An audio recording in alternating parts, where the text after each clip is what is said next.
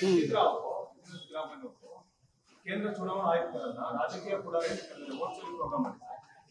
ಏನಾಗ್ತದೆ, ಜನಮಾನಸದಿಂದ ಜನರ ನಡುವೆಯಿಂದ ನೇತೃತ್ವ ಬೆಳೆದು ಬಂದಿದ್ರೆ ಅನುಭವದ ಮೂಷೆಯಿಂದ ಮಾತು ಬರ್ತವೆ. ಅಪ್ಪನ ಹೆಸರು ಹೇಳ್ಕೊಂಡು ರಾಜಕಾರಣ ಮಾಡೋರಿಗೆ ಅನುಭವ ಎಲ್ಲಿಂದ ಬರಕ್ಕೆ ಸಾಧ್ಯ? ಅಹಂಕಾರ ಇರುತ್ತೆ. ಅಪ್ಪನ ಹೆಸರಿನ ಅಧಿಕಾರದ ಅಹಂಕಾರ ಇರುತ್ತೆ. ಅಹಂಕಾರ ಹೀಗೆ ತಪ್ಪಿ ತಪ್ಪಿ ಮಾತಾಡಿಸುತ್ತೆ.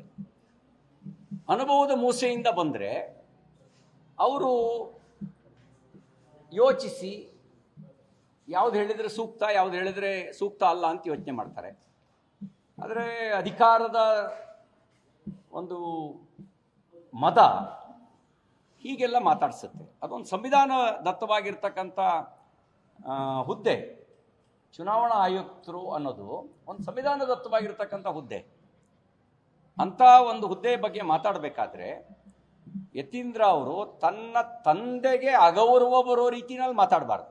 ಅವ್ರು ಮಾತಾಡಿರೋದು ಅವ್ರ ತಂದೆಯ ಸ್ಥಾನಕ್ಕೆ ಅಗೌರವ ಬರೋ ರೀತಿಯಲ್ಲಿ ಮಾತಾಡಿದ್ದಾರೆ.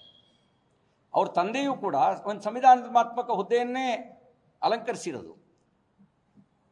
ಮುಖ್ಯಮಂತ್ರಿ ಅನ್ನೋದು ಒಂದು ಸಂವಿಧಾನಾತ್ಮಕ ಹುದ್ದೆ. ಆ ಸ್ಥಾನದ ಹುದ್ದೆಯ ಘನತೆಗೆ ಅಗೌರವ ಬರೋ ರೀತಿಯಲ್ಲಿ ಮಾತಾಡಿ ಅಪ್ಪನ ಹೆಸರಿಗೆ ಕಳಂಕ ತರುವ ಕೆಲಸವನ್ನು ಮಾಡ್ತಿದ್ದಾರೆ. ಬಹಳ ಜನ ಅಪ್ಪನ ಹೆಸರಲ್ಲಿ ರಾಜಕಾರಣ ಮಾಡೋರೆಲ್ಲರೂ ಅವ್ರ ಅಪ್ಪನ ಹೆಸರಿಗೆ ಕಳಂಕ ತರೋ ರೀತಿಯಲ್ಲೇ ಮಾತಾಡ್ತಿದ್ದಾರೆ.